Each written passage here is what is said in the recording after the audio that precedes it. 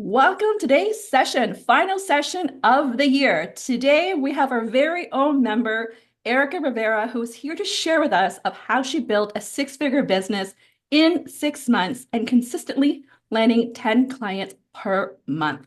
We are so delighted to have you here today. So let me share a little, give some insights and background before we dive into the questions for Erica. So I met Erica back in May 2024. She is a career coach and founder of Career Diva Coaching, and she started her business in September 2023. And when we began to work together to help her reach the next level, she wasn't sure what's next in terms of the inconsistency of revenue, her niche. But since then, she's really transformed her business from the inconsistent 5K months to now over 25K revenue months there. And she's signing on 10 plus clients per month with generating over 100 qualified leads per month and has built a six-figure business with diverse income streams in coaching, speaking, and brand partnership deals. And so we're really excited today. We're going to have her to share with us a bit of her journey. We're going to talk things about mindset and confidence shifts, different revenue streams of growth. We're going to talk about ways to optimize niche, messaging, LinkedIn. That's going to be a big one. And then we're going to talk about offers and prices. And then I know a lot of you want to hear a little more about the lead generation, lead nurturing, lead conversion. And then if we have time, we're going to dive into also video content creation as Erica has over how many followers? Close to 200,000, I believe, 100,000 at least on TikTok and 70,000 on Instagram. And now 7,000 now on LinkedIn. So Erica's really good with the content video creation there. So we're going to dive into some of the questions as well. Okay. Erica, welcome. Hi, Thank you for I'm being here excited to be here. today. So excited. Thank you for having me. Yeah, so we're going to do some fireside chat conversations, and the audience Okay. feel free to ask us questions as well. So why don't we start off? If you could share with us a little bit about your business before you started working with me. What were some of those biggest challenges you faced, and how did that affect your mindset and confidence? Yeah. There's a lot to unpack here, but I guess high level, essentially where I started was back in September 2023. I guess the catalyst for that was a layoff. And so I was like, I am going to start my business because I had been on the fence. Decided to go all in because I was like, I am not going to go work for another company. I'm going to bet on myself. And I was ready to make that move at that time. I was terrified, but I didn't have strategy or direction. And so for me, I was kind of just going through the motion of I knew how to create content, which was great. I had that in my favor, but I didn't have a strategy in terms of knowing who I was marketing to. So I didn't know the client, who was my ideal client avatar. I didn't know what, from a messaging standpoint, I should be saying. I didn't know how to, excuse me, build process. So everything was pretty much just flying by the seat of my pants. I think that's a saying. Is that a saying? I've heard that somewhere. Basically, I was just drinking from, the fire hose, and I got to a point where I was honestly so exhausted because I just couldn't figure out how to break through. And it was a situation where I was like, well, I can't keep doing what I'm doing because working with people, I had a lot of low ticket offers that I was doing initially. So, the resumes here and there, the resume LinkedIn, just kind of the onesie twosies, but it wasn't really, there was no offer that I had in place. So I was feeling very, honestly, I was feeling very hopeless at that stage. Then I saw Diana, and she was in a meeting that I was in, and I heard her speak, and I was like, oh my gosh, oh my gosh, where have you been? And so here we are today, and now I am thriving, and I am so excited just for the upcoming year. So going into 2025, have completely just transformed. I don't even know who that version of Erica is anymore, and it's only been 6 months, but amazing growth. Wow, that's amazing. And thank you for sharing that. I think it's for context, because I think a lot of us can relate to the challenges when you start a new business as a new entrepreneur. So I think it's really important to acknowledge those feelings of exhaustion, confusion, stress, frustration, that it's normal to have those feelings. So tell us a little bit about what was the turning point when your business really started to take off? What were the specific strategies or actions that made the biggest impact for you? Yeah, for me, yeah. So I think honestly, Diana, with you, it was getting clear on who I was serving, So if I'm talking to everybody, and I think that's one of the things I realized, I was trying to talk to everyone. So essentially, I was talking to no one. So I got really clear on who my target audience was and how to reach them. And so that was something, Diana, you helped me a lot with in the beginning. And once I knew who I was targeting, then I was able to build the messaging and the hype around that. So for me, what that looked like was tailoring the way I created content in terms of the video creation, also tailoring how I approached using tools like LinkedIn. LinkedIn was not a tool that I had utilized really prior to working with you. And so realizing there was a lot of power in LinkedIn, a lot of the clients that I specifically was trying to attract lived on LinkedIn. And so I was able to rebuild and revamp my profile and really take ownership. And I think that was the other thing, ownership of really my part in being active versus so proactive versus reactive. So I was kind of letting things just slide by versus really getting myself out there and making myself visible. But once you helped me identify who those people were I was trying to reach, I was able to do those things. It gave me the confidence to be able to start really being intentional about how I was reaching out to people. Wow. Okay. I want to unpack this because this is a lot so what I heard the importance of clarity.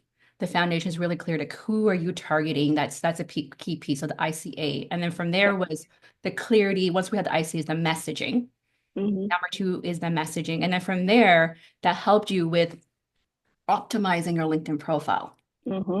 Right. I think that's something for those who haven't checked out Erica's profile. Like I've been so impressed with the profile of like not only just optimized from a messaging standpoint, but the branding in terms of design of your banner and your services section with your offering, your methodology, all that was elevated, called like an elevated Yes. way of presenting yourself. Because I think before you didn't even have that yet. It was more I had nothing. file. It was like a profile Yeah. of your experience, right?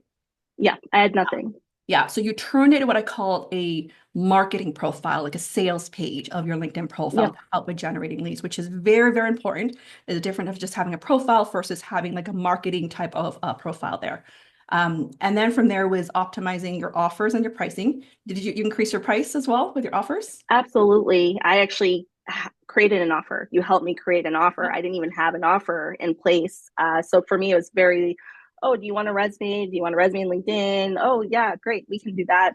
But there was no methodology. And that was the other thing is that I realized and talking to people, I was losing people because I didn't have a solid offer, a compelling offer in place, and I did not have a methodology. And you helped me create those things. And when I started implementing that, that's when I saw exponential growth in terms of being able to close more people. Yeah. And then also for myself, from a process standpoint, I knew exactly the journey that I was taking people through. And so I was able to set those milestones and create that roadmap and a visual of that, which helped me to help people see the transformation essentially that I was taking them through the Yeah. process. If I remember, this was just a couple months ago. You and some of many others took the training on the transformational journey, like defining or mapping out the client's transformational journey. And I Mm-hmm. think you took that away to really overhaul a lot of your marketing materials, like by Yep. defining that journey. Because one of the message I had for everyone was how when you're clear on the transformational journey, it helps you then with crafting the messages towards your audience of what they care about. And so, Erica, how did you get clear on your niche? How did you figure that out of your niche? Yeah. The biggest thing for me was taking my previous experience. So that was one data point that I looked at. The clients that I had worked with. So I had worked with some clients. I was able to look at what were the trends and themes across the client profiles that I was working with and see if there was anything there that I could pull out. But ultimately, where I decided as well, just from I guess from just trusting my instincts and my gut as well, just looking at the past version of myself, so who I was, a few years ago and what I've been able to achieve and looking at that as an opportunity to say, hey, there are problems that, I solved through my own personal journey that people are going through right now and then being able to use that to decide, who my client and target audience was going to be, knowing the past version of myself that solved those problems can now help those people. So it was a Yeah, combination of those things that really got me super clear on yeah, who I was serving. yeah. And who would you say now is your niche now? Who's your ideal audience? So my ideal audience is mid to senior level career professionals. Age range is about 30 to 45. They fall into the categories of tech, marketing, consulting are the primary core areas that I support. They're either looking for one of two things. They're looking for a career transformation in terms of advancement and growth. So they're stuck in that either a senior IC, middle management, trying to get to the next level, or they're trying to completely pivot in their careers and don't know how. So they feel stuck and they're trying to make a career change. Amazing. Okay, so you got really clear on that. And I remember we had a conversation about whether you want to position yourself as like a job search expert or a career advancement expert. Correct. Talk to me a little bit of why you decided to want to position yourself as a career advancement expert. And this is great for everyone who's in that career space as well.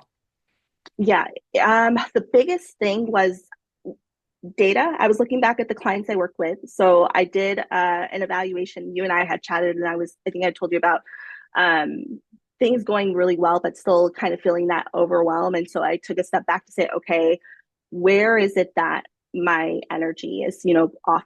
And so I saw there was a pattern in the clients that I was working with, the clients that were in that stage of growth and wanting to advance. That energy was completely different than those that are maybe active in the market because of a layoff, or just like I need a job like yesterday, because they are in kind of more of a sense of sometimes a desperation, right? When you get to a certain stage in your job search and you have had a hard time landing an opportunity. So the energy is very different. And so for me, while I can work, with any of those clients, where I found myself really being the best version of myself was working with those that are trying to advance and up level in their career. Because looking back on my own personal journey, I was able to see that version of myself at that stage when I was trying to advance in my career, and how I would have loved to have those resources to help me get there. So that's how I was able to determine that's where I wanted to be. I love that. Look at what energizes you and what drains you, and also looking back at your own journey. I think the other thing we talked about in your case too was whether, in your case, you also want to do more brand deals and speaking. Correct. We talked Mm-hmm. about for those who want to do more speaking or brand deals or going into as a speaker, they want to see someone as like more career advancement expert than a job search expert. So the Correct. language of messaging and positioning matters to get those type of things. And so when we think about that, your messaging in your program and your offering also matters as well. Mm-hmm. Yeah, and just to give you an example of how that specific point translates, I've had two clients this year that are actively employed, looking to advance in their careers, that have actually brought me in to speak in their companies because of the relationships that I built with them. So I had a customer or client with Nike, and she works for Nike corporate. She's part of it's the veterans. I can't remember exactly what they call it, but the wives of like veterans that are out in the something, I can't remember the name of it, but she was like, I'd love to have you come in and talk to our ERG group. And then she connected me with women at Nike, and I was able to speak with women at Nike. And that was through having her as my client, building really great rapport, helping her to build, the transformation, that confidence that got her actually to promoted. And then she brought me in for those speaking engagements. So just to kind of speak to what you're saying right I now. love that. So really also leveraging your existing clients who can be an advocate for you Yeah. for speaking opportunity. So this is why your offering messaging matters, because how do they see you, right? Whether they want to bring you in. So I want to talk a little bit about this mindset piece, because oftentimes as entrepreneurs, we may be overthinking, analysis Mm-hmm. paralysis, or for those who are high achievers, the perfectionism, imposter syndrome. If you can relate to that, type in a +1. I'm sure you can all add. How did you avoid falling into those traps and overcome the sense of just that self-doubt and step into this, what I call taking massive, messy action that allow to this growth? Yeah, that's a good question. This is something I've thought a lot about. I think one is being in community like this. So the program that you offer, being able to have people that are going through similar journey in terms of trying to grow and elevate in their own businesses has helped because of that connection. But two, for myself, I know myself really well, and so I had to be really honest with myself. And part of that was just doing some reflection on those moments when I do feel very stressed and overwhelmed. how do I approach that, and how do I react? And so being really aware of that, because I know for me, when I get really overwhelmed, I play the comparison game. And I'm going to just be very transparent. I compare myself to others, and so's doing this and this and this. And so I know when I find myself in that mind trap, I need to say, Erica, you need to stop. I need to focus on what does Erica need to do. So I've had to become very aware of the stories that I'm telling myself, and becoming aware of the stories that I'm telling myself. Then when I get into those moments where I have those situations that rise, that's inevitable being an entrepreneur, being in your own business, you're going to have those moments. I have to be very, very self-aware and be able to hit the pause button and say, okay, what story am I telling myself? What's the fact behind it? And go through that process of just resetting. And that's been powerful for me, because otherwise I feel like I probably, had I not found you, and had not, really had this huge mind shift change and just confidence that I've built in myself, I'm confident I wouldn't be sitting here today having this conversation. Yeah, this is so powerful. And I want for those to share it, because this is, to me, the comparison, you talk about comparison piece, right? We all have that, because we're on social media, or like, oh, so and so is doing this, and how this could actually either give us inspiration or excitement, or it could give us self-doubt, right? That's what I'm hearing. But second, you said about this whole self-awareness and catching yourself. One of the things I always talk about or think about is that when we catch yourself in that moment, do we let that sit with it for a very long time, or is it just more like, okay, I'm going to sit with this for the next half an hour, or do we sit with it for the whole month? And I think what I've seen in you is that even though, yes, there may be times where like, can I actually do this? And for any of us, like want to like think big and dream big, is that we're going to have these moments of doubt, questioning ourselves, like, will this actually work?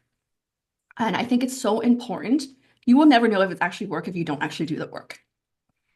And so the key here is testing and putting yourself out there, right? To see what is possible there. I want to ask a little bit about, let's talk about the revenue stream piece here, because in your case, you have coaching, you have speaking, you have brand deals. Could you maybe share with us a little bit about what that revenue split looks like from a percentage perspective, just to get an idea for people to understand, like, is this something they can do as well? Yeah, absolutely. So in terms of split, I would say 50% is coaching.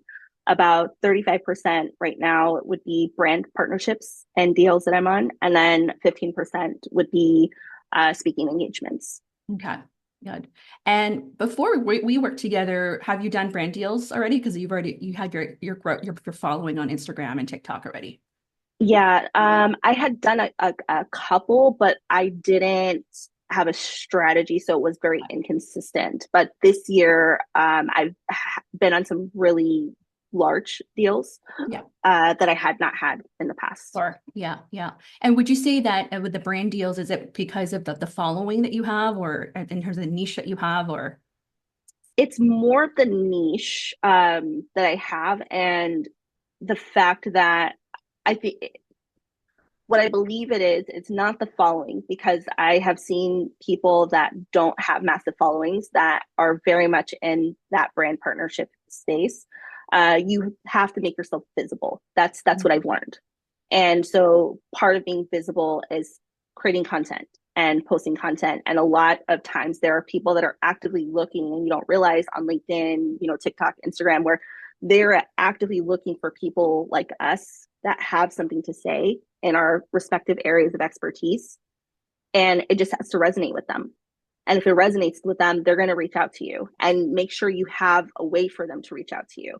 Because one of the things that I didn't have previously was a way for them to reach out to me. Now I've included my email in my profile.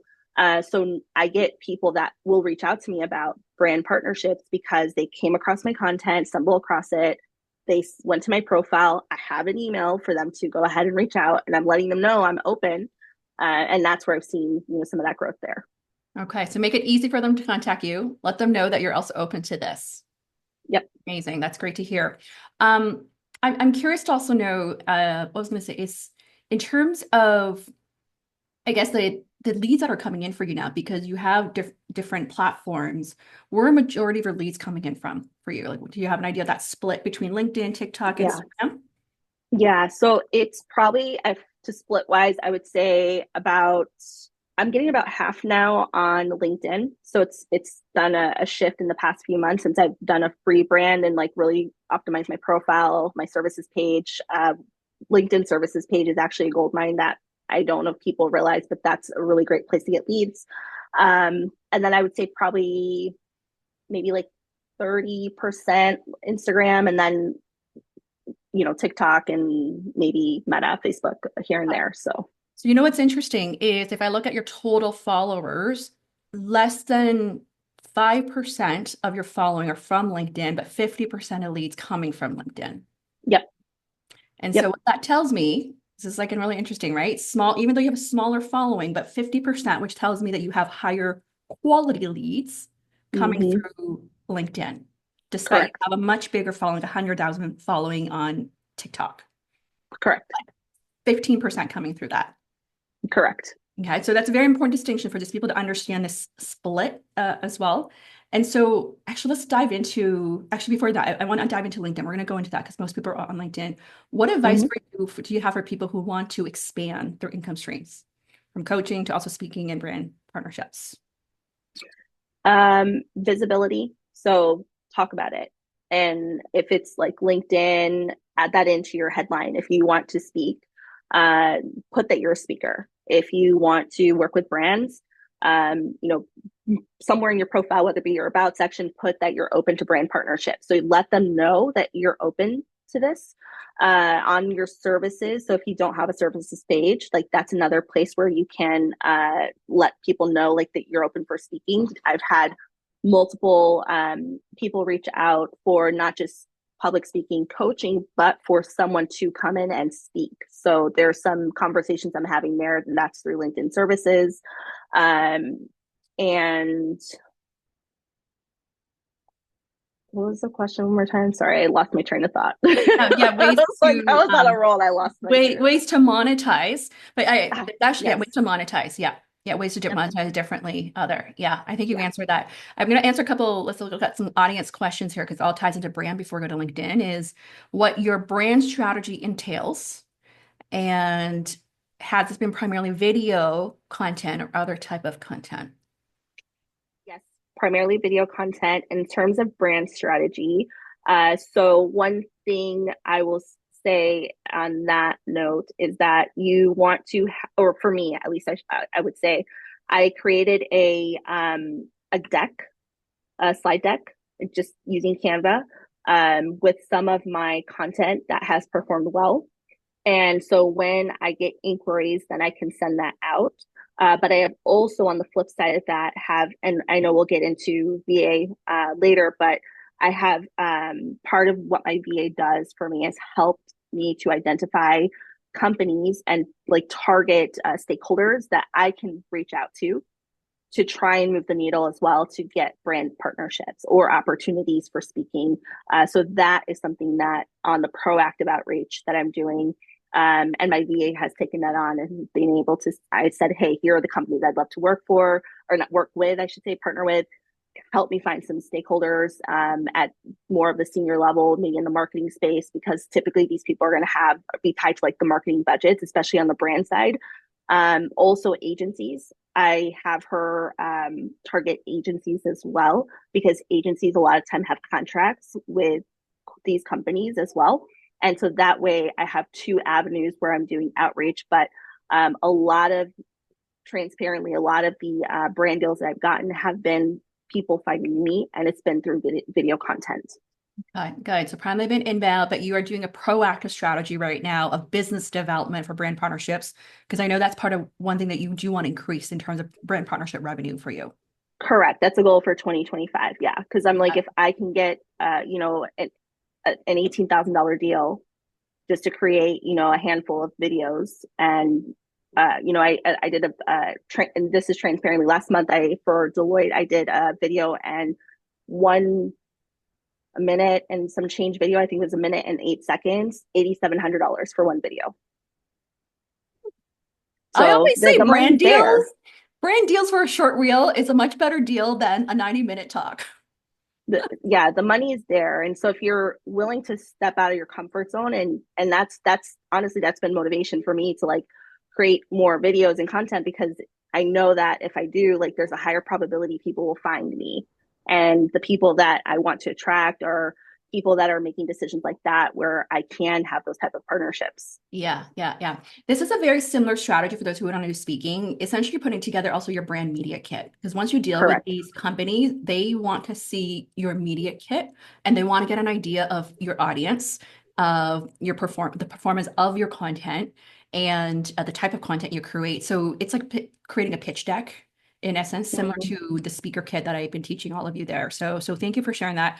And then last question here on brand, I think Ben asked is, do you ever worry about competing brands like Nike versus Reebok? No, unless they that's one thing you'll want to ask is and Diane, actually you've helped me with this because this is something I was not paying attention to in the beginning, was making sure I understand the parameters around these contracts that I get into, because of the fact that sometimes they do try and pigeonhole you into saying like, oh, well, if you work with us, then you can't work with these, competitors. So you'll need to make sure you're just reading in between the lines there and negotiating. And if it's a company that you really want to work with and you don't care about other competing brands, and it's a no-brainer, but I would say just pay attention to contracts because Yes, they yes. do sometimes try and do that. Yeah. Any of you here that you're working with me, if you have a brand deal, please make sure to reach out to me. I may not have all the answers, but I know the people who have the answers. I'm connected to enough friends who know. Just go about this competition thing. Like many years ago, I had Indeed.com on to reach out to do some stuff. But in their contract, they said I was not allowed to do anything for LinkedIn. And at the time, I was launching my LinkedIn learning course. I'm like, there's no way I'm not going to promote my LinkedIn learning course because I already signed a contract with them. So I had to say no to the Indeed partnership there. So things like that, and we got to negotiate in terms of what's in the contract terms there. So let's move on to LinkedIn. Let's talk about LinkedIn because this is like I think a deep dive here. So we talked about you updating your profile, elevating it. Can we maybe talk a little bit about what has really helped with the lead generation piece here of generating that consistent 100 leads a month? Because I know that's not easy. Like for most, like that is a pretty big Mm-hmm. number to get 100 leads per month coming in. Let's talk a little about some things that tweaks that you've made, and then how you've also leveraged your VA to help you with being responsive and following all that to handle that volume, because that's a pretty big, significant volume there. Yeah. So in terms of tweaks that I made, first and foremost is content that I'm creating. So I've done a big shift to video content and being more consistent in my posting. I'm going to be very transparent. LinkedIn, for whatever reason, there was a big block for me on LinkedIn, and I had to confront myself and overcome that and say, you know what, Erica, if we're going to actually run a business and be the CEO of our business, then that means we have to produce content, and that has to go on LinkedIn because LinkedIn is a gold mine. So there was that part of it, getting over my own mental block, starting to create video content. And that video content has helped a lot because it seems like LinkedIn is, from a, I don't know if it's an algorithm standpoint, but they really are liking the video content right now and pushing out profiles that are creating video content. So that has helped a lot. That's one way. And then also in terms of the optimizations to my profile. So I went all in a few months ago, or I would say maybe 3 or 4 months ago. And I really was like, okay, I need to make sure that I already have credibility on my profile in terms of people that can vouch for me. So I went to some of the clients that I worked with and said, hey, you need to give me a recommendation. You said that working with me was amazing. Please, put that on my profile. Because a lot of times I get asked that question of, do you have, recommendations? And so if people can proactively see that because they're already looking at your profile, I believe that has helped having those recommendations and prioritizing that. And then even endorsements on some of the core skills as coaches, so whether it be career development coaching, resume writing, interview preparation, whatever those core skills for you are. I've doubled down on that, getting people to go in and endorse those. So again, that credibility where people see, okay, this person has had multiple people endorse them for that skill. Here are the recommendations. So I think that has helped a lot. And then on the services page, I didn't have one before. And then I created one, and that allowed me as well to get a lot of leads coming in. So while that goes out to the general, I guess, population of coaches or however they select who they send out that to. What I have found is that my VA, I have her very proactively respond to those inquiries, and a lot of those are translating into calls and getting them on my calendar, and being able to get those calls on my calendar. Then I am the one that can sit and talk to them, understand their pain points, and then upsell them, essentially, and knowing that a resume is not just going to fix their problem. They Mm, need a whole, revamp.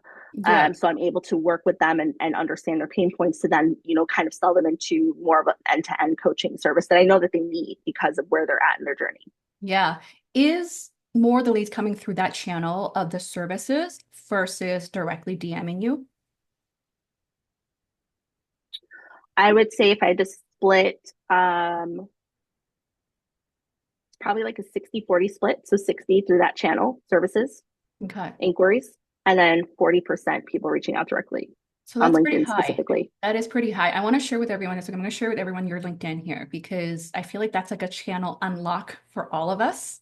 Yeah. You know, Erica's profile updated with a whole new banner, new tagline, optimize about. But here, most of us have not activated this. Is the services section that I want to talk Mm-hmm. about. So what Erica's done here, I'm going to just click on it right now. Is when people click on it, they'll see this is what we call the media feature of marketing images. So what do you have here, Erica? If you want to walk through some of these images, what did you intentionally put here? Yeah, so intentionally, a lot of the people, again, based on my target, is they feel stuck in their current roles. They know they're qualified, but they feel overlooked. So that's where this bold messaging comes in. So it's, if you're qualified, you feel like you're overlooked. It's not your talent, right? That's the problem with your strategy. So I'm trying to draw them in with that initial message because I know for a fact that the people that I work with, and part of, I think, understanding your previous clientele and understand, and if you don't have a lot of data points, we can talk about strategies, because in the beginning when I didn't have a lot of clients, I can talk about strategies for how you can get information. But essentially, I pulled this from the clients that I've worked with, so the data points, understanding how they explain their experience to me, the pain points, and basically have set up a few slides just saying, hey, here's my method. If you're qualified but you're overlooked, let's talk. Yeah. Then going into, my brief overview, my method, and basically the invite there is for them to reach out if it intrigues them. This, And then this is one video, yeah, somebody that I work with. So yeah. this is what I call, it's almost like a mini like pre-sales call of a Mm-hmm. marketing collateral, right? That and you're like talking to them to relate to them that I see you, I understand you. Like this is like their challenge, feeling Exactly. overlooked. The reality check is like, you're qualified, but you're still not getting these opportunities. Here's my method. Yep. Here And I am. here are the credentials, the proof, so for credibility, and then like the numbers and the certifications that you have, and then you have client testimonials. And then Yeah. here, this is what all of you can do. I just started this as well, is what we call these LinkedIn reviews, where there's only 20 of them, 20 credits that you can use. So this is where you can send it to the clients who, that you've served and really, rave about you. There is a 500 character limit for them to put it there. But what's great about this is that it's on the top now. Like when we look at the profile itself, it is just below where is it? It's just, yeah, just below Right. about Right. The about under the services. Yeah. Right there. before the feature. So this is very Mm-hmm. prominent. So I have a question. When people, you said about 60% come into the services, Mm-hmm. are these what we call, because I get a lot of these as well, proposals coming into the services. I feel like they're considered cold leads because they weren't really directed to me. It was just randomly selected that I got selected. So I'm curious, do you have people who are directly finding your most are um, given to you because of your your career coach and you follow up responsibly with your VA's help here? Yeah, it's the responsiveness. That's what it is, because it's, I would say, splitting between direct request versus cold.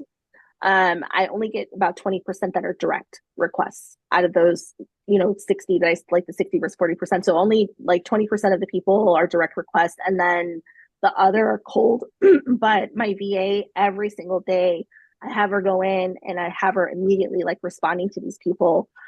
Because what I am finding is that, the sooner you can respond, the more responsive they're going to be. And that's one of the big things that I'm seeing that's working. And so because I saw that working, I had her double down on that. And that's a strategy that we're using. And that is helping, tremendously in translating those into actual booked calls.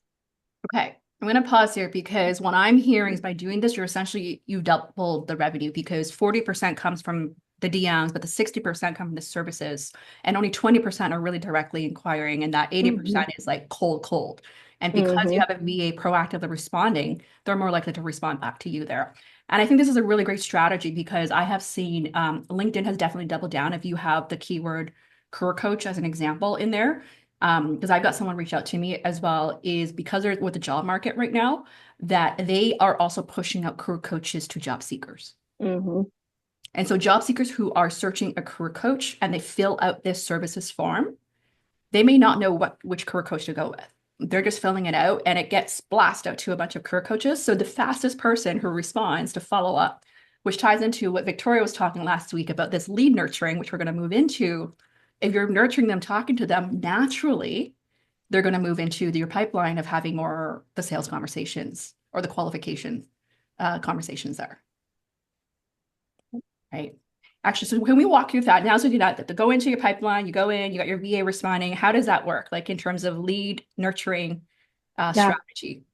Yeah. So in terms of lead nurturing, so she'll go in and respond to those messages. And then we have automations actually set up where they're going to get follow-up messages just because she's consistently reaching out right to new people as they're submitting for requests. So there's some automation built into there, but as soon as she sees that there's a response, then that's her cue to go in and pick up that conversation and to continue that dialogue going to where we get the call scheduled. So that part of it is on the services side specifically.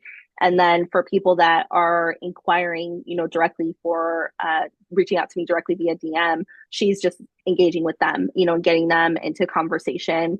She knows my style. She understands my writing. I have a Google Doc with just like a list of scripts, just so she knows different scenarios. So if there's different questions that they're asking, how to respond to them. So I've spent a lot of time with her, really getting her to the point where she understands my voice and how I would respond if she has questions.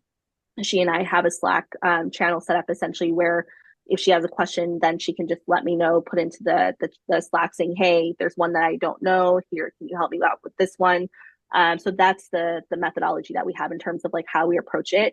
And then once they do schedule a call, then there's an email sequencing that goes out. So I use MailChimp for that, where they're getting emails leading up to the call essentially. And then even after the call, just talking about different case studies of people that I've worked with, the transformation that they've had, giving tips on just like, if you're having trouble with, resume for example, then there's like a tip if you're trying to optimize your resume, here's, a few tips for that. So just like a series of emails that goes out because what I have found is that once they book the call, they, I don't know like how much they know about me still yet.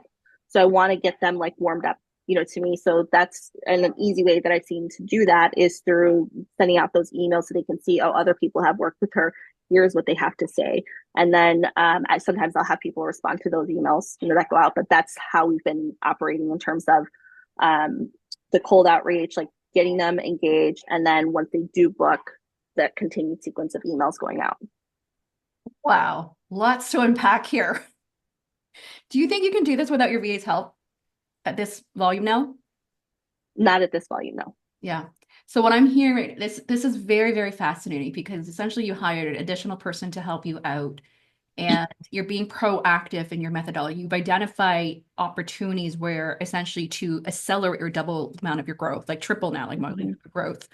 You really had to be proactive in managing the leads that are coming in so that you have the Yes. volume and pipeline and you're strategically in terms of how to nurture in your own voice, move them into your email list, and you're Mm-hmm. nurturing them with more stories, more proof. So you're Yep. really warming them up. So by the time they talk to you, tell me like what is that like when you think about now? By the time like before how it was to now, like what is that dynamic like when the leads talk to you by the time they get to you now? Because you implement all these lead nurturing strategies here. Yeah, in the beginning, it was very hit or miss.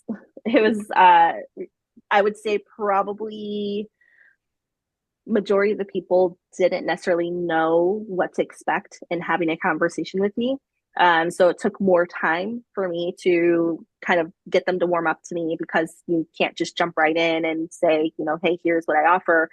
You have to build that trust and that rapport. So it took a lot more time. And I was seeing more fall off as well. Now, because of changing, completely revamping my strategy, people know what to expect. They know that what type of services essentially that I'm offering.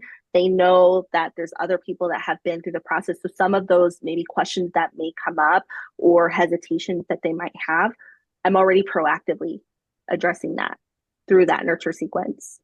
You're handling objections in a Mm-hmm. sense. You're Correct. proactively, you're anticipating the questions they have and you're already answering them already ahead of time. Yep. Oh wow, that's amazing. How did you have this figure this out, this light bulb moment? Like this is, I think this is why you've been in a mode of just I've execution. I just been have a like, that is yeah. amazing to hear that. So let's move on to the sales conversations of this. Like, what are some of the lessons learned or advice you have for others of running effective sales conversations or conversions? What has worked really well for you? One thing that has worked extremely well. I have a pitch deck almost that I use. So at a certain point during the call, inevitably it's going to come up where, what do you offer and services and so forth. And I used to fumble there and get stressed out because I personally, something I'm still working through, money block in terms of just the old way of thinking about how I viewed money and expenses and things. So that was a troubling part of the conversation for me. But when I created the slide deck that I have that breaks down, here is what I offer and show them the roadmap. So that way they can see what I found that is really helpful because when they can see it and they can visualize it, then it's easier for them to digest. And I show them like the pricing after and talk through the pricing. So that's something that I implemented and has helped a lot. And I highly recommend that. At least for me, it's worked really well. And that was not something I was doing before. But in terms of also, I think what I have gotten really good at is knowing when I can close somebody in one call versus sometimes I do have to have a second call and not trying to rush through the process. But before, like if I am going to have a second call, getting that call on the calendar before we get off that call. Because if you leave it open ended, you're going to lose that person. That's such great advice. What I love that you created a deck because you recognize some of the money blocks that you have. I know some of you and I talked about this Yeah. there. And so you Mm-hmm. proactively, essentially to manage it, recognizing that would be a hard part for you to Exactly. talk about money. You have a presentation deck, kind of similar to what I saw like in your feature section page of or services page of the marketing materials. And to me, it feels like a polished look that you've already thought you know what you're offering, that you're really Mm-hmm. clear on how you're going to help guide your clients on that journey, what you're going to Yeah, take them, as such, you're charging X amount, right? exactly. Yeah, that is fantastic advice. So now, recently, you decided now you're ready to transition to launch a Mm-hmm. hybrid one-on-one and group program. Let's talk to us about that. This was like literally, I think we just had a conversation last week that you're launching a new group program in the new year Yeah. because of the demand and the leads. Like, where are you now in terms of clients and how are you preparing for this transition there? Yeah. So to your point, I think a few things came up. I realized that, I'm one person, so I can only work with so many people and being stretched a little bit, kind of to my max where I'm like, okay, something's got to change because I can't keep operating the way that I'm operating if I want to continue to grow and scale, but also if I want to buy my time back too, because there are some other things that I have on my radar in terms of areas that I want to focus on. And one of them being, writing a book, fingers crossed, going into 2025.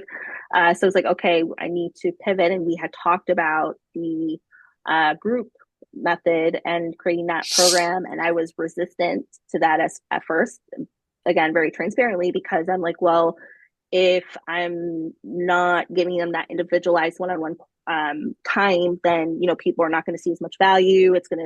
I created all of these stories essentially on why I couldn't do it.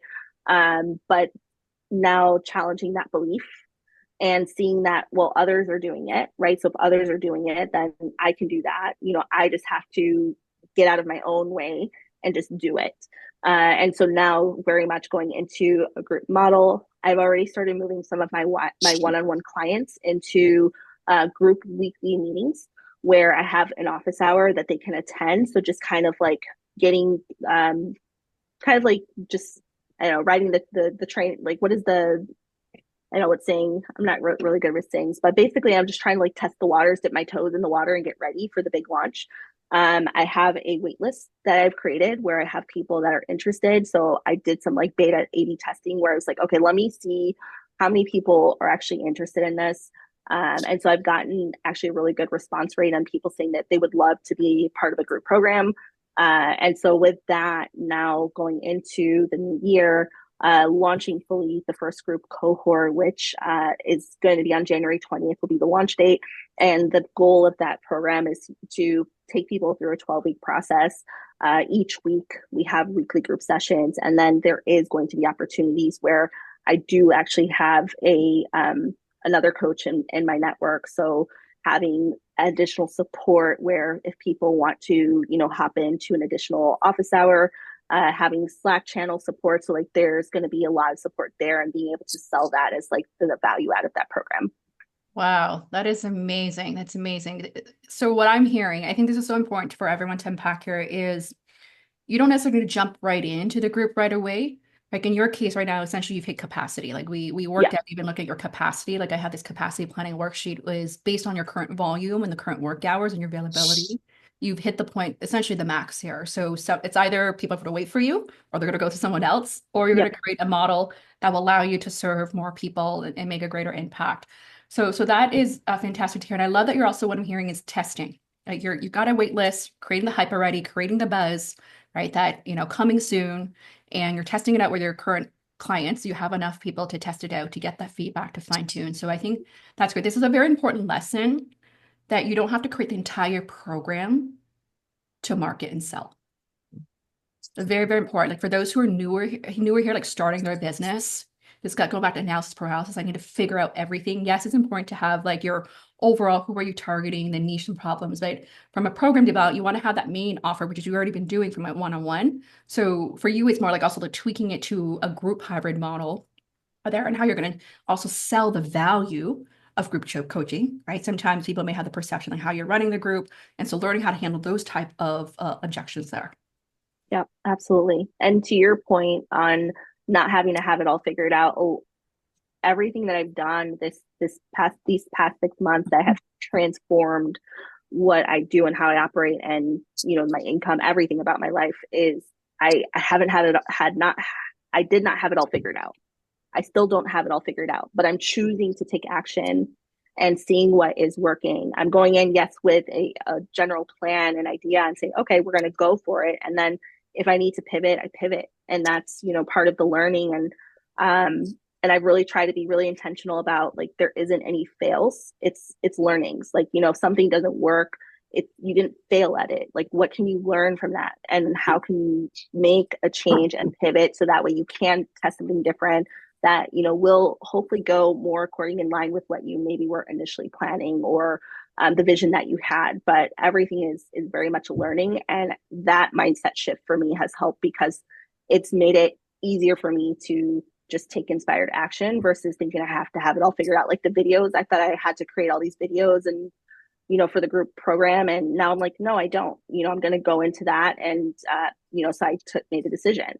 Yeah, so just wanted to throw it out there because I'm like the biggest roadblock for myself a lot of times. And I don't know if anyone else is, but I just figured I'd share that out. I appreciate you sharing that. Yeah, I remember because you were at Katie Culver's session recently when she had the group program, right? I think after that session, you told me you're launching your group program. Yep. Right Yep. after that, you're like, I'm launching in January. So I just love hearing like just decided you didn't overthink about it. You're like, yep, I'm gonna do it. And so my last question I want to open the floor to the audience here is you have a full-time VA and you're also bringing on like a salesperson right now. Like how do you onboard and effectively delegate the task to ensure everyone's on Yeah. the page and deliver? Yeah. With VA, I sat down and I created a job description that helped me. I looked at what I was currently doing and where the bottlenecks were. So it allowed me to be able to then say, hey, is what I need support with.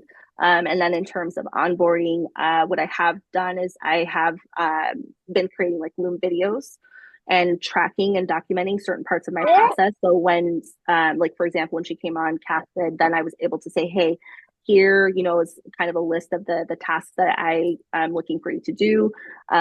Here, you can watch some of these resources and training, so that way you can see, how I go about doing it. That has helped a lot because then for our process, then any questions that she's had, we've been able to, talk about it. In the beginning. We were having weekly one-on-ones too, just to kind of see where she was at, what questions she had, and essentially being able to help her troubleshoot. Sorry, I think I heard somebody, or I don't Yeah, know. I just muted. Yeah, I just Oh, muted. okay. So that was something that helped me a lot with the onboarding of the VA. And then on the sales side now, very much same process where I've created resources and in terms of like how I go about selling, documenting that. I had this individual shadow a couple of my calls, so that way he can see how I have conversations and just introduced him as a member of my team. That way it wasn't like awkward for the person that was like, well, who's this random person on this call? I thought it was just going to be, me and you. And so just introduced him as a person, member of my team, another coach that's just shadowing calls and learning the ropes. And so it just kind of broke the ice there, but giving him that visibility. So then now he's confident and being able to understand like how I go about having conversations, what my expectations are, and then giving him the resources that he needs in order to be able to now sell, effectively. Wow, that's amazing. I And feel my like husband's going to be selling part time for me as well.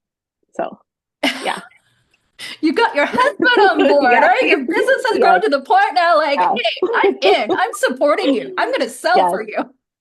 He's That all is career diva. amazing. That's Yes, amazing. Congratulations. I think everyone here, like, Melissa wrote your force. You've accomplished so much in such a short period of time. thank you, thank you. Congratulations. I'm very, very proud of you. I think what I've observed right now, I'm just listening to this interview with you here, is you started off with really that clarity, with the part of the program, like clarity in your direction, your vision, getting clear on your niche.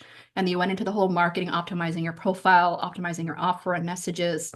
And then you really went into this whole lead nurture and you double down, like, how am I really going Yeah, to nurture my leads and really, really build that trust, which is something I've been teaching a lot, is how do you build that trust, which is really about credibility, the proof, the case studies, and then to really nail this sales conversation, even though you had this money block, money mindset that you had to work on by having a pitch deck, to now, how do I better serve my clients of launching a group program, right? How do I mm-hmm. really optimize my time and even the sessions that I have that you're going to give?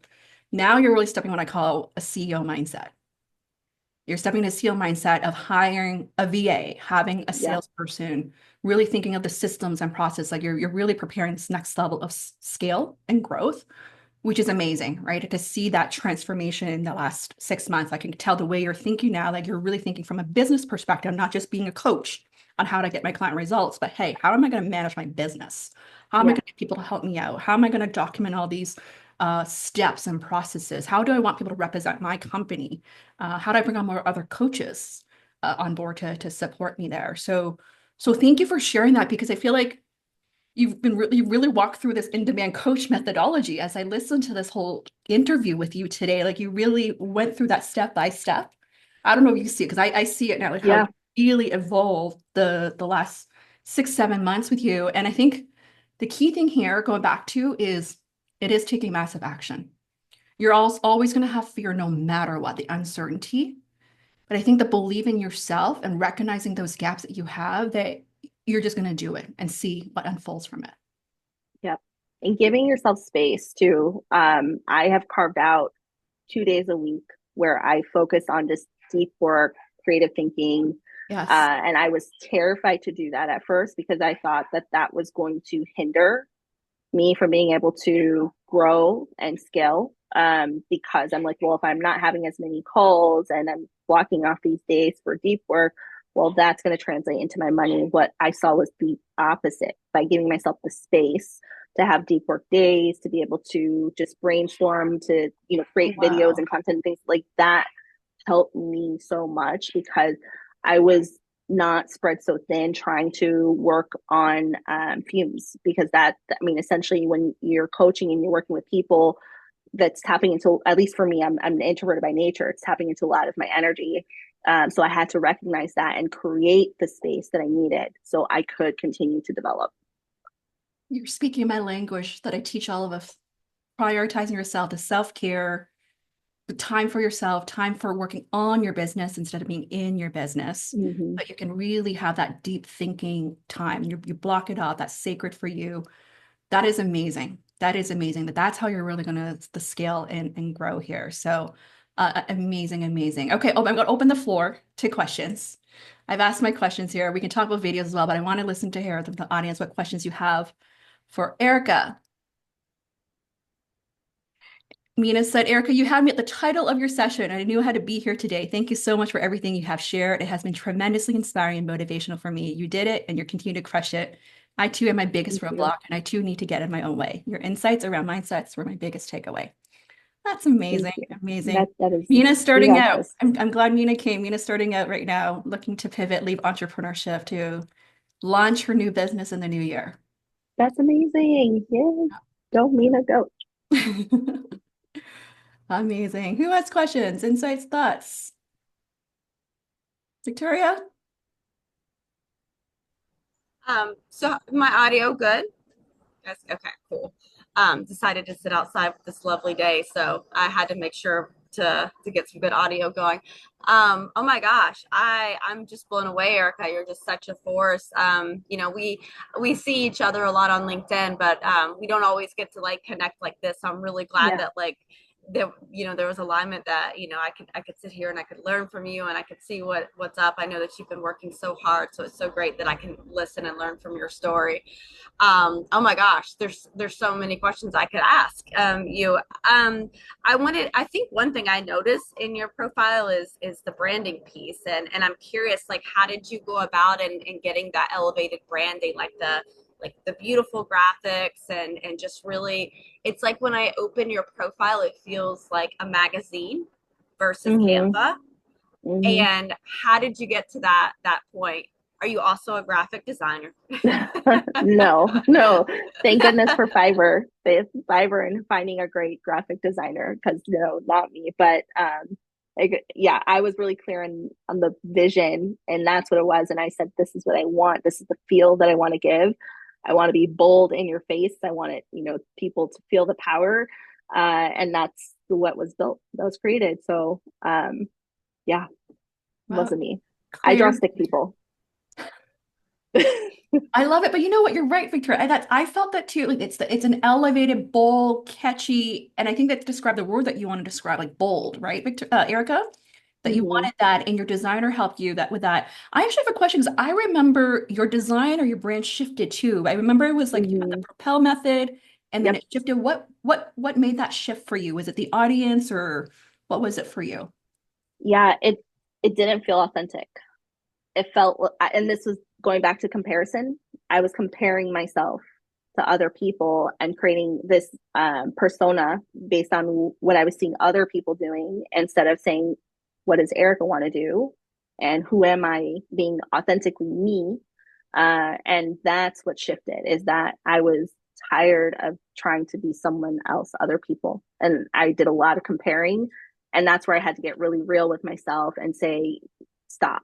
Stop comparing yourself. Like, focus on what are you building for yourself? Because essentially I'm the creator and of what I'm, my business. And so yeah, it was a heart to heart that I had to have with myself. But that's what the shift was that I was trying to be other people and not be myself.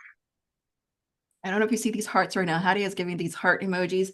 But you know what? I have to Thank tell you something because you just said something really, really important about this whole authenticity thing. But one thing I know is when you made that shift, when I read it, it's so much more powerful. Like I feel it. I don't know how to describe it. It wasn't just I'm reading it, but I feel there's something power and strength into it. So I feel like there was this breakthrough for you, a you. breakthrough moment that you had, that heart to heart talk to yourself. Like I'm stop comparing yourself to others, and you're gonna own your own lane. Yeah. Hmm. Yeah. That's the Yeah. power of this. Also, like getting back to the core of who you are, of how you're going to stand out in the market there. Yes. Yeah. Sarah said, I feel the authenticity in your content and just saw your content last month. It's showing. Yeah. Thank Yeah. you. How to talk about the video performance? I know in general, a lot of us are saying we're seeing like dips as well in content, but you're also seeing some like growth in content growth, video content growth.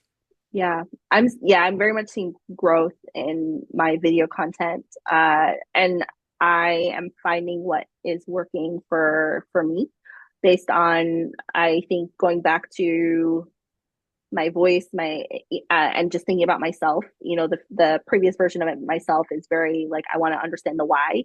And so a lot of the content now that I'm creating is more of like breaking down the psychology of like why you would approach something, go, respond a certain way, or how to. And so I think that for me has allowed, I think, for my content to kind of take off a bit more, because I prior to that was making very like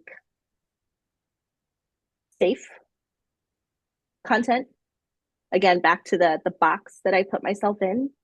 And that was not what I wanted to talk about. And that was not what I wanted to, that's not how I coach people. Essentially, I was putting myself into a box. So I had to, again, just kind of say, okay, think about how you coach people, what the problems are that they have, and talk to them.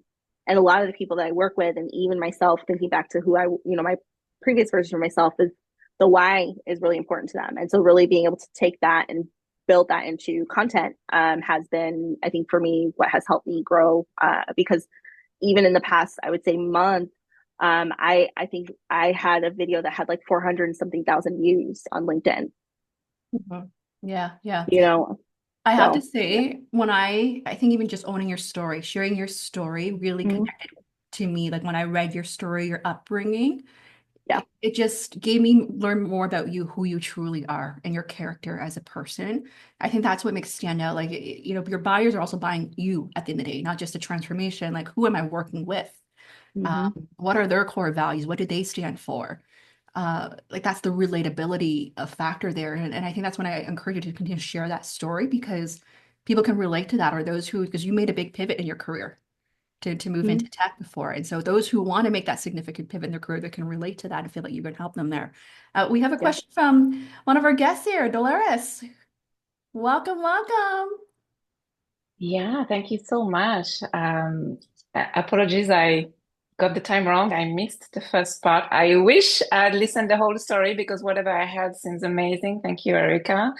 And the question that popped in my mind was, what was for you the greatest shifts in terms of to like the mindset and the actions that really created the ripple effect? Or, I mean, I don't know if you're able to identify that there is something that you did, or there is a belief also that you started holding that really helped you push forward and be where you are now. That's a good question. I think there was a few things. I think the one thing that stands out was that when I met Diana, I was at the end of like my personal ropes where I was like, I had failed. I'm not, making the traction that I thought I was going to be making. This is not going to work. And I was getting ready to just drop and let it go and say, okay, this is a failed venture. But I was like, okay, Diana is going to be like my last like real big push to invest in myself. And through working with her, then I was able to identify for me I think the big thing for me was comparison. I am very like I've said that a few times, but I say it because it's something that really was hindering me, was me comparing myself to other people, not thinking that I was qualified enough, despite being my experience is powerful and having helped others. I still questioned, am I qualified enough compared to other people? So I had to let go of some of those limiting beliefs and challenge that and tell myself like, what is the real story here? Is that fact, or is that what I'm telling myself? And that's a story that I'm creating. And once I started to like be very intentional about challenging those beliefs, that's when I really started to see the growth. And I was able to be more open and receptive when like Diana was giving me feedback and really helping me with my brand and my messaging. And so it allowed me to be more open. And then from there, that, and then it was like, okay, you're either doing this or you're not. you're either a CEO or you can go look for a job. That's like literally what I told myself. This is, if you're not going to be all in, then go back to corporate. And I didn't, work as hard as I had to get to this point where, I was investing in myself to say, okay, I'm just going to throw in the towel. So I made the decision and commitment to myself and say, okay, I'm doing this, I'm going all in, and actually committed to that. And I think that was that shift there was like the commitment saying I'm going all in versus just kind of half in, half out. Thank you. I love that. And I love the what's the real story, really, Mm-hmm. and the commitment. Yeah, I take that away. Thanks so much. Yeah, Yeah. that's amazing. I felt this, I felt here the conviction energy that you want this and you're going to make it happen. It's like that, whatever it takes to make Yep. it happen. And I think it's a result that gives you the fire to take action. Yep, exactly. And then, once you take the action, you build on that. It's snowball effect there. It's the snowball effect is absolutely. And it's always like that momentum creates that energy, right? Mm-hmm. That momentum. And this is why I always say that I always love to hear updates from all of you. You don't have to wait until you have a big win. The fact that you updated your LinkedIn profile or you create an offer, whatever that is a win, right? You're moving towards your dreams and goals of what you want to make happen there. Yeah, amazing. Yes. Who else has a question? Anyone have a question? Sindo, I saw you came on camera. Did you have a question? No, I don't have any questions. Yeah, you're looking to make this I'll go all into next year, right? Oh, yes, I want to quit my corporate job, so I'm Yeah, gonna make sure my business is at a really good standing. yeah. Amazing, amazing. Shav?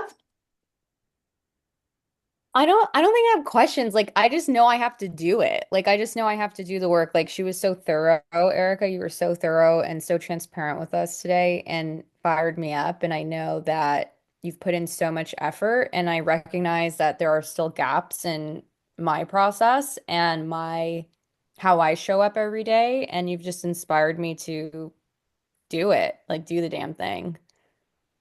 I don't have it all figured out. I will. I Yeah, but yeah, but But even still, right? Like yeah, that's a good example of like I don't have it all figured out and I still did it, and you still, right? yeah, that's it. So Yeah. that to me is like, okay, just get out there and share the message. And yeah, I've been down on myself recently because it's been a bit of a slower month. I feel like my content isn't being seen, but you still have to just adapt and do your best. And I'm doing more outreach now. I'm going to keep going. I'm going to keep refining the message and make sure that it's landing for sure. That's great to Shab, you're hear. amazing. I just want to say that you all are amazing, but Shab, I've seen even you just grow, like you getting on there, posting your video content. I'm like, oh my gosh, I see you. It's beautiful. So you need to create Thank more video you. Yeah. content because I it's know we awesome. talked about this. We had a call and I We're remember I gonna was talk like, about video now. This is good, yeah. good segue. This is a really Mhm. good segue because Erica, you do a lot of video content here. I think one of the Mhm. questions Shab had the question, I think yesterday, we're gonna get the technical questions in here, was walk us through how to use, is it the green screen feature or other tools like how you're like have like Yeah. background and stuff? I think that's a very technical question. I think a lot of us want to know, besides the talking head video, how do you get these things behind Yeah, videos? absolutely. CapCut. CapCut. CapCut is so easy to use. It has everything. So green screen. Sometimes I like the lighting, the ambiance effect. That is CapCut. I just recently discovered that, and now you see me in like purple, blue, and green, and all these different colors because I love the ambiance effect. That's CapCut. Oh, it's Everything CapCut. different.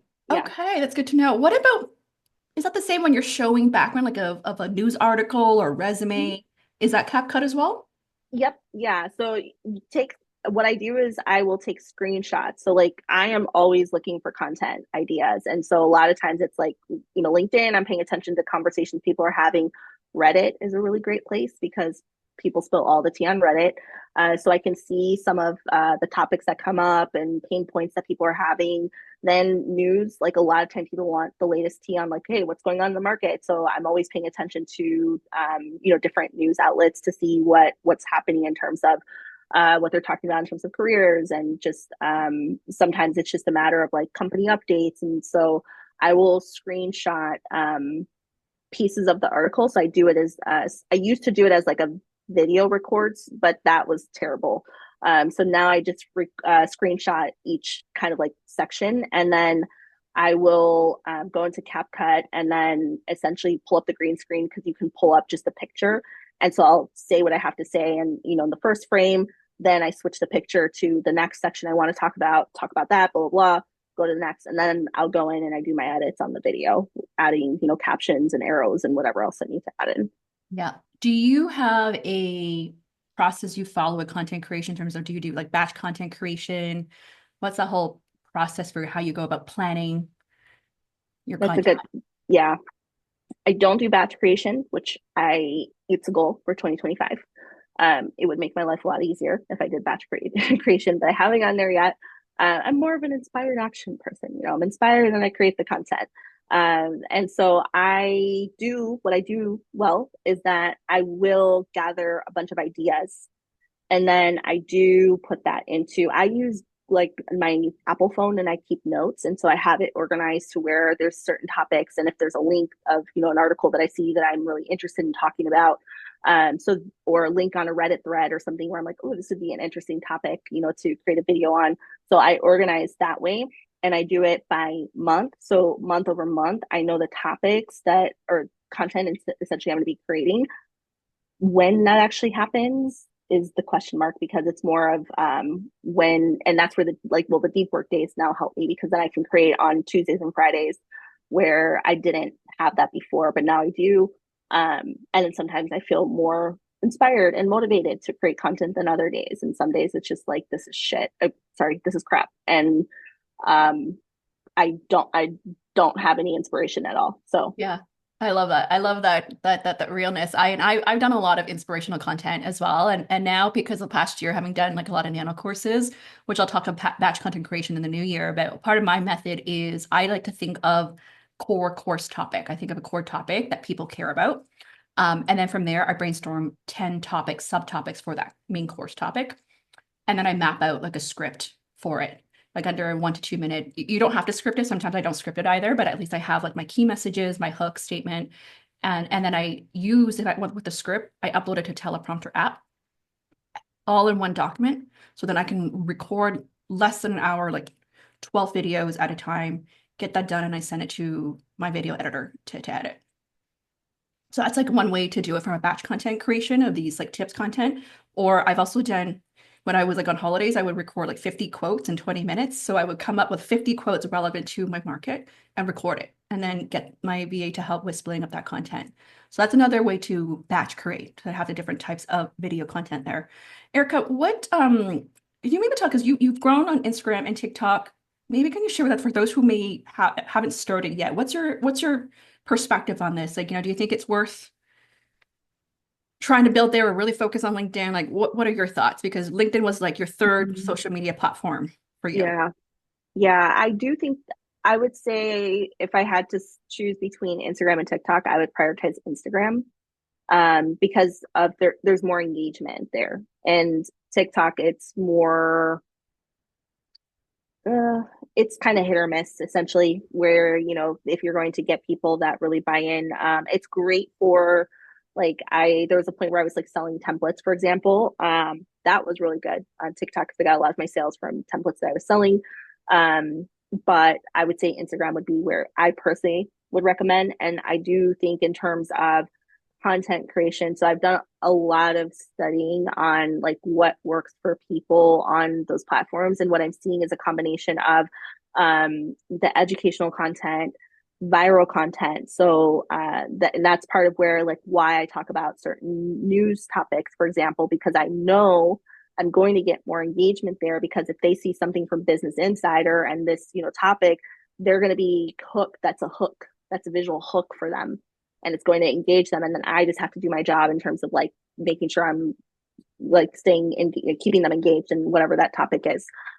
So having a combination of the educational viral content, and then to your point, Diana, you were saying the quotes, and sometimes the background stuff is really good too, with just short clips where you have the trending sounds. So building out a strategy where you have a combination of those, at least on Instagram, I have seen that work really well. for people. Like for myself, I started this year at a little over 6,000 people, and now it's almost 70. I'm a little over 70,000, yeah, people. Oh, wow. So you just started this year at 6,000 I beginning. was, yeah, I think it was Wow. back in March or April when I started to Oh, see, wow. So started to 10x. really grow my account. Yeah. And then would you say it's really the video content that drove Yeah, the increasement of engagement for you, the yeah. following? Yeah, yeah. And is it Mhm. more, would you say, when you think about balance between advice content versus opinion content, like a point of view content? That's a good, I typically 50-50 for me. 50-50. Yeah, I noticed Yeah, because you're pretty good at like giving an opinion on something, like say AI, for yeah, example. Like you would be like, AI is hot, and you're giving a reason why it's hot. yep, Try to use that, right? yep. And then I'll go into maybe, certain tips about like how to advance in your career if you're blocked, or maybe a resume, because, I'm really good at resumes. And while I don't like writing resumes, but at least if I can give you some advice and I know people pay attention to that, it'll at least get you into my ecosystem. And then I can have a conversation with you. And Yeah. through the conversation, then it's my job to say, okay, you don't just need a resume, you need all of the above. And so let's talk about how we can work together. Got it. Love that. Love that. So in the terms of the world of funnel terms, the point of view opinion content is like the top of the funnel content, tofu. And Mm-hmm. the how-to content is the MOFU, middle of funnel content. And the bottom of funnel content is the conversion content, which is this case studies, the stories, the nurturing, all that. Yeah. Amazing, Yeah. amazing. Okay, we have a really good question from Melissa here, kind of moving sideways here. Of how many offers do you have? Would you mind outlining what you offer? I have 3 core programs plus interviewing. Always curious to learn more. Yeah. You then use your video content to speak to each one. Yeah. So in terms of my offerings, I have one core program now that I offer. I do still work with people. There's some people that just want, say a resume LinkedIn, or resume LinkedIn interview prep. So I'll still work with those people, but I have partners now. So I don't actually do that work. So I don't want to lose business. So I have 2 companies that I work with that I have onboarded with. And so basically they act as an extension of my team. And if I have someone that just needs a resume, I'm sending it to them. I'm not doing it, but my name is on it. So they think, it's coming from me. But in terms of what I support people with, that's the career takeover, program. And that's taking them through the end-to-end process, where normally what that looks like is, and I pitch it in 4 stages, where we go through the clarity part. And once we're clear, then we're going into the whole, now how do I build my marketing documentation? And now how do I position myself? How do I really get myself out there in terms of networking, and then, going into interviews and closing on my offer? So it's taking them through a 4-step process where we go through those high level components. And that process is the set package that I offer. And so anything outside of that, I will still take, but I have partners now that I use, that I farm that out to, because I know for me, those are areas that were sucking me dry. And so those are areas that I no longer, wanted to continue me doing hands-on, but I still get a cut from that because they charge a certain fee, and then I'm still making a small percentage off of that. So I'm not losing in that way. Does your signature offer right now include the writing service or not? Or it It doesn't? does. Oh, it It does. does include, So but essentially, you have a I'm not ghostwriter. doing it. Yes, Ah, correct. okay. I'm going to talk about this. I had, for the longest time, many years ago, I did something like this as well. I had a resume writer. We did hundreds of projects, but she was always like the ghostwriter. So it was never client facing. So I was still managing the client relationship. So as a result, you can increase the price or value of your program because you're offering the coaching and done for you. We call this as done for you service. So resume writing, cover letter writing, LinkedIn writing. Now, that only works if you have a good partner. Like if you have a good resume writer, like I've partnered with some people that like I didn't like, and I asked, and they need to be reliable as well. If you don't have a reliable partner and you have a backlog, it's on you. So that's Yep. a very, very important distinction there. Or the other method is you don't include it in the service. You just refer them out and you get an affiliate income from it. Typically 20-25% setup. So then you don't have to manage the relationship. You don't have to worry about the brand there. So that's another way to think about it.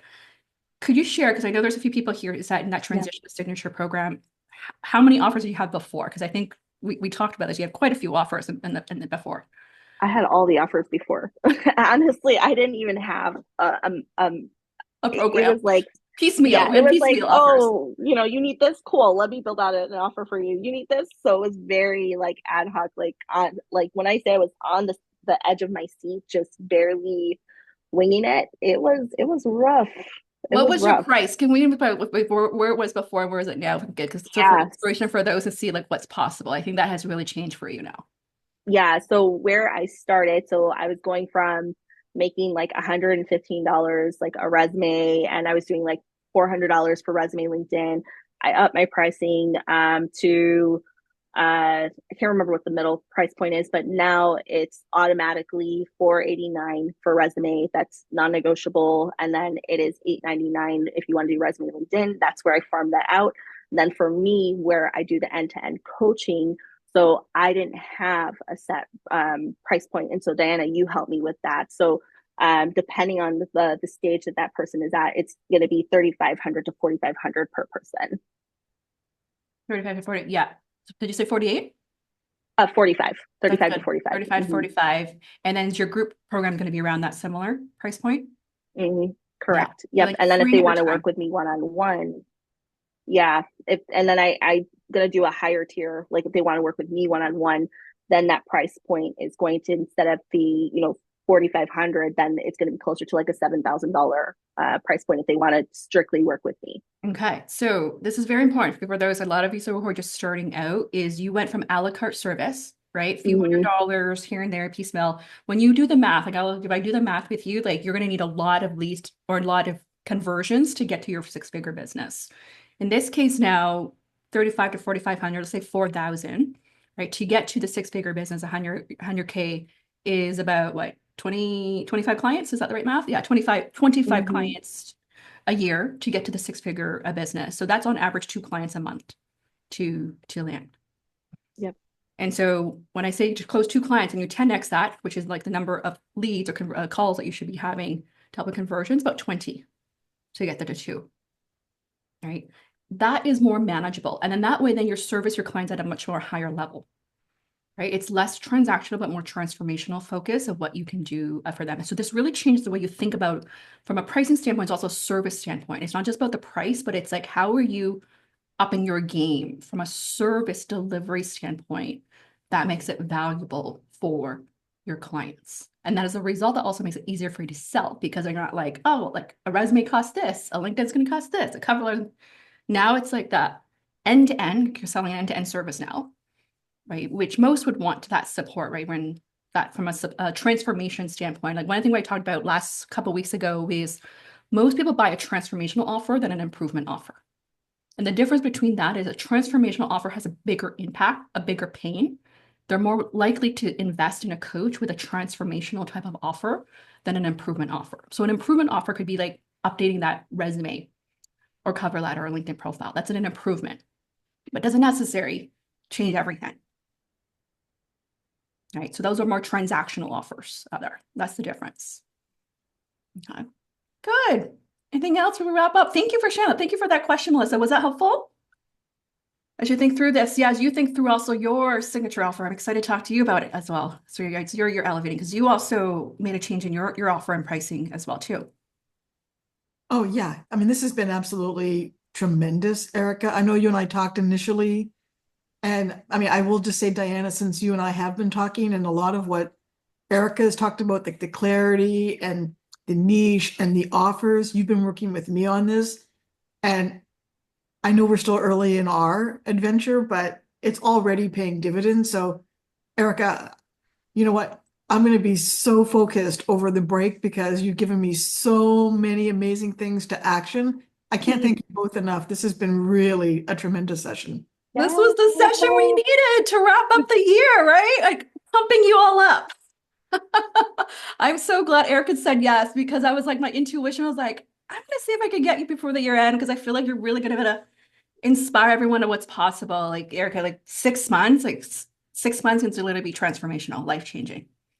Yep. That's what it is. And now, what are the big plans? You're moving to Barcelona or Spain in the new Barcelona. One-way ticket. Yeah, one-way ticket to Barcelona. I am wrapping up today on my book proposal, so fingers fingers crossed.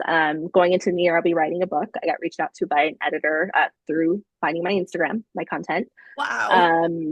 And I am going into the new year with my program and just really like just owning it, just saying I deserve a seat at my table, and just to create the life that I want to create for myself and my family, and getting the hell out of my own way. Wow. I love that. That's the message we all needed to hear. Yeah. Oh my goodness, that is so powerful. I so excited. Can't wait to hear about this book deal. We're going to be sending all the good vibes to land this book deal. I Right? really, really want it, please.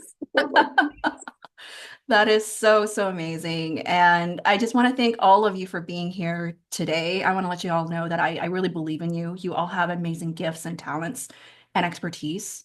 You all do. I know all of you, your background, like you just all have it. And really believe in yourself. Like take massive action, right? Test things, experiment things, continue to improve, reach out for support. Like this is the community that we have, that we're really here to support one another. I think that's what's so amazing, is that we always talk about collaboration over competition. Like it was so amazing even recently to see many of you have also participated in Teresa White's 12 Days of Career Goals as a guest speaker. To not only support her, but to support the bigger industry in its whole, to support job seekers, right? Because it has been a tougher job market this past year. And so I love that. I want to encourage all of you to, to meet offline, but beyond like here as a group, because there's really power in that, right? We all have a unique expertise, whether we are stronger in like social media, branding. Like Victoria, you did a session last week on like DM lead nurturing. Like I learned so much. Like we learned so much as a team here. And so I'm going to continue to bring on more guest speakers in the new year to support all of us in our business growth journey. Okay, and I want to wish you all a happy holiday. I will see you all in the new year. Thank you so, so much. Bye, Thank everyone. you. Yay, happy holidays. Thank you. Cheers. Bye. Love Bye, it, love everyone. it.